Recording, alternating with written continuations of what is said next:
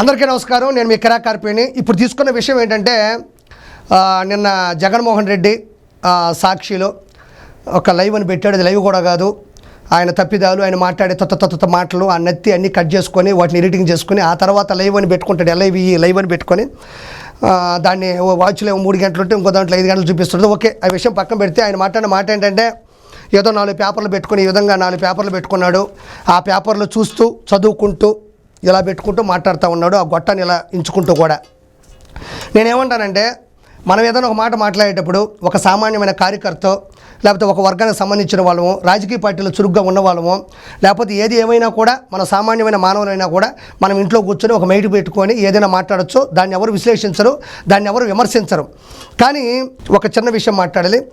గడిచిన అంటే ఎమ్మెల్యే అంటే ఒక member of legislative assembly. Legislative అంటే శాసనకర్త, అసెంబ్లీ అంటే అందరూ కూడా సమావేశమైనటువంటి రాజ్యాంగబద్ధంగా డెమోక్రసీలో ప్రజాస్వామ్యంలో ప్రజల చేత ప్రజల కొరకు ప్రజల యొక్క రాజ్యాంగబద్ధతగా మనము ప్రజల దగ్గరికి వెళ్తాము. వాళ్ళ దగ్గరికి వెళ్ళి నేను మంచి చేస్తాను, నాకు ఓటేయండి అని అడగతాము.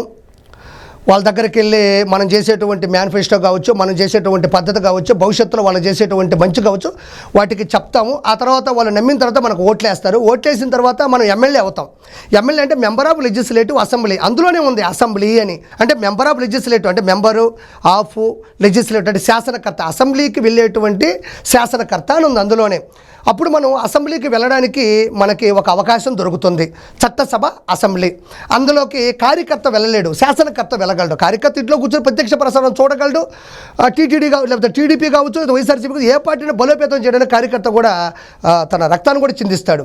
అలాంటప్పుడు మనం ఎమ్మెల్యేగా గెలిచిన తర్వాత పులివెందులలో ఇదే జగన్మోహన్ రెడ్డి పులివెందుల్లో 1,99,492 ఓట్లు పోలైతే 1,16,315 ఓట్లు ఆయనకు పడ్డాయి. అంటే 61,687,000 ఓట్లతో అంటే మెజారిటీతో జగన్మోహన్ రెడ్డి గెలవడం జరిగింది. పులివెందులు 1,99,492 ఓట్లు పడ్డాయి. ఓవరాల్గా పోలైనాయి 1,16,315 ఓట్లు జగన్మోహన్ రెడ్డి పడ్డాయి. అందులో 61,687 మెజారిటీతో జగన్మోహన్ రెడ్డి గెలిచాడు.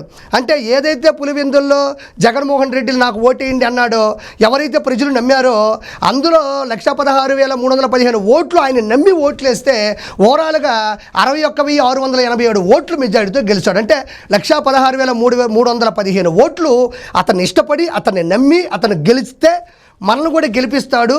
మన ఇబ్బందులను కూడా చట్టసభల్లో మాట్లాడి అక్కడ ఆ ప్రశ్నలకి సమాధానాలు ఎత్తుక్కొని మనకు రోడ్లు కావచ్చు, పిల్లకాయల భవిష్యత్తు కావచ్చు, అన్ని విషయాల్లో కూడా న్యాయం చేస్తాడని 1,16,315 మంది నమ్మినారు.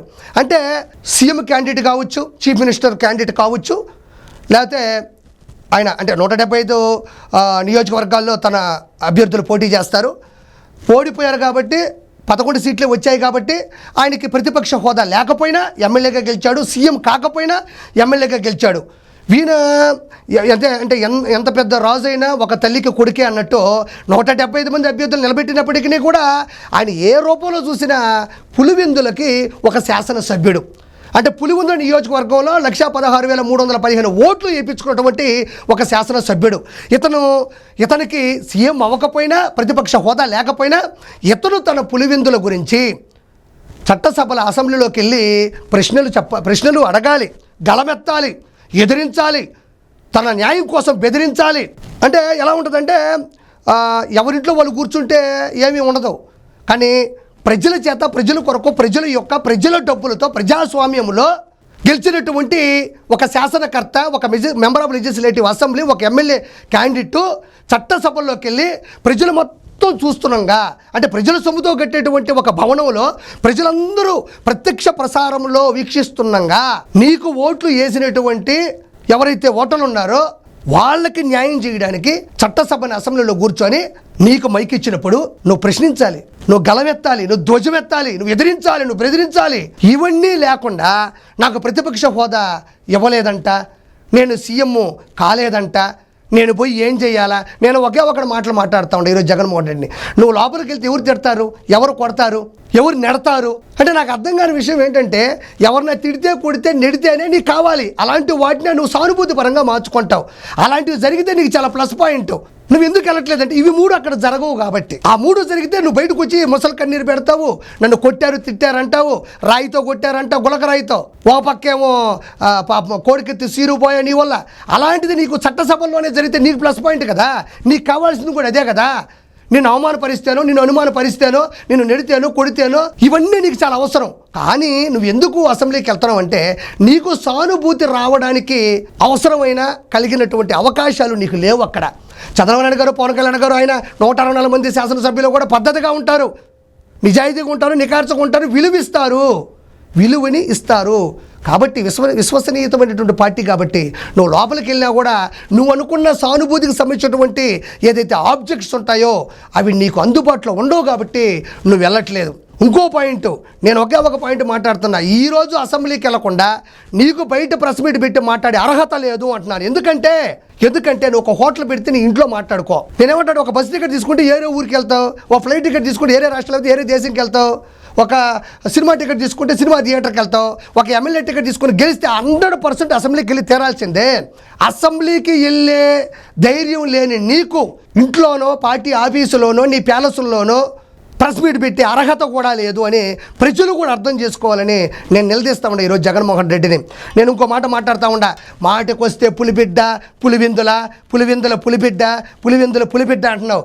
నాకు అర్థం కాని విషయం ఏంటంటే, పులి అంటే దానికి కొన్ని అర్హతలు ఉంటాయి, పులికి సంబంధించిన కొన్ని లక్షణాలు ఉంటాయి, పులికి కొన్ని లక్ష్యాలు ఉంటాయి. అందుకే దాన్ని అది వేటాడుతుంది, తింటుంది, మిగిలింది చిన్న చితక జంతువులు పడేస్తే అవి తింటాయి, అది కక్కుర్తి పడదు.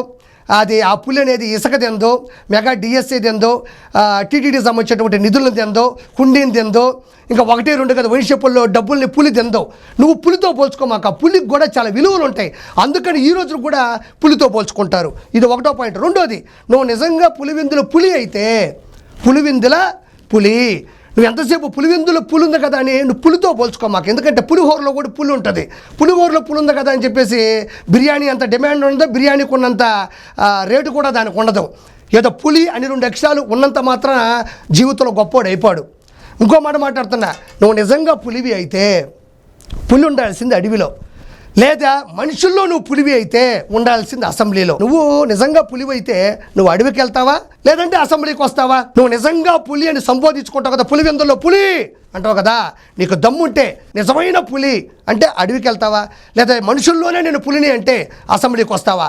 అడవికి వెళ్తావా, అసెంబ్లీకి వస్తావా? నువ్వు ఎక్కడికి పోలేవు. ప్యాలెస్లో కూర్చొని 4 పేపర్లు రాసుకొని ఒక రైటర్ని పెట్టుకొని ఎదురుగా సాక్షి పెట్టుకొని మాట్లాడడం తప్ప నీకు దమ్ము ధైర్యం లేదు. నీ చేతిలో సాక్ష్యం ఉంది కానీ నీ గుండెల్లో మనస్సాక్షి లేదు, ఆత్మసాక్షి కూడా లేదు. ఈరోజు నేను మనవి చేసుకుంటా ఉండా. నేను ఇంకో మాట మాట్లాడుతూ ఉండా ఈరోజు. ఖచ్చితంగా నేను ఇంకో మాట మాట్లాడుతూ ఉండా జగన్మోహన్ రెడ్డి. నేను ఒకటే మాట మాట్లాడుతూ ఉండా. ఈరోజు 11 సీట్లు 11 సీట్లు ఇచ్చి ప్రజాస్వామ్యంలో ప్రజలు నేను గ్యారేజ్ పంపించినారు. 11 సీట్లలో పులివెందుల, రాజంపేట, బద్వేలు, పొంగనూరు, తంబాలపల్లి, దర్శి, ఎర్రగొండపాలెం, ఆలూరు, మంత్రాలయం, పాడేరు, అరకు 11 సీట్లు ప్రజాస్వామ్యంలో నీకు చివరికి ఇచ్చారు. నువ్వు పోకపోగా ఆ 10 మందిని కూడా ఆపడం అనేది చాలా దౌర్భాగ్యమైన విషయం. వాళ్ళు కూడా వాళ్ళ నియోజకవర్గంలో ఎన్నో మాటలు ఇచ్చుంటారు, మేము ఇది చేస్తాం అది చేస్తామని. వాళ్ళ జీవితాలు కూడా నాశనం చేయబాక. వాళ్ళు ఏ పార్టీలో ఉన్నా కూడా ఒక ఎమ్మెల్యే క్యాండిడేట్ లోపలికి వెళ్ళడం అనేది ఒక గౌరవం. సభ్య సమాజంలో ప్రజల సాక్షిగా ప్రజలు ఓట్లతో గెలిచినప్పుడు ప్రజలు డబ్బులతో కట్టినటువంటి భవనంలోకి వెళ్ళాలి, ప్రజలు ప్రత్యక్ష ప్రసారంలో చూస్తారు. అదే కాకుండా అసెంబ్లీకి వెళ్ళని మీలాంటి వాళ్ళకి 11 మందికి కూడా గన్మ్యాన్ రద్దు చేయాలి, మీకు శాలరీ రద్దు చేయాలి, మీ దగ్గర ఎమ్మెల్యే అనే పేరు కూడా మీకు ఆ నామినేటెడ్ ఎమ్మెల్యే కూడా ఏదైతే గెలిచిన తర్వాత ఇస్తారో దాన్ని కూడా తీసేయాలి. మీకు విలువను కూడా సమాజంలో నుంచి బయటకు తీయాల్సినట్టుగా మిమ్మల్ని ఆ విలువను కూడా తీసేయాల్సిందిగా మనస్ఫూర్తిగా కోరుకుంటున్నాను. 100% జగన్మోహన్ రెడ్డి, నువ్వు అడవికి వెళ్తావా, అసెంబ్లీకి వస్తావా? నిన్నెవరో అసెంబ్లీలో కొట్టరో, తిట్టరో, నెట్టరో. నువ్వు ధైర్యంగా అసెంబ్లీలోకి వెళ్ళొచ్చు. ఇదే మాట రాయపాటి అరుణ గారు మాట్లాడితే మీ వాళ్ళందరూ ఎగేసుకొని పడిపోతున్నారు. అమ్మాయి ఏం మాట్లాడింది అనేది ఒకసారి వింటేనే ప్రపంచానికి అర్థమైతే మీ వాళ్ళు 5 సార్లు ప్లే చేస్తున్నారు. దానివల్ల పోయేది లేదు, ఊడేది లేదు, ఊరేగేది లేదు. నీకు దమ్ము ధైర్యం ఉంటే అసెంబ్లీకి రా. ఇంట్లో కూర్చొని మైకు పెట్టుకొని రైటర్ని పెట్టుకొని ఎదురుగా కెమెరా అసిస్టెంట్ని పెట్టుకొని మాట్లాడబాక. జనాలు నిన్ను నమ్మే స్థాయిలో లేరు. ఇంకొకటి చెప్తా ఉండా, 1,16,315 ఓట్లు నీకు వేశారు. వాళ్ళందరికీ న్యాయం చేస్తావా లేకపోతే చస్తావా అనేది నువ్వే నిర్ణయించుకో Jaganmohan Reddy. Thank you so much.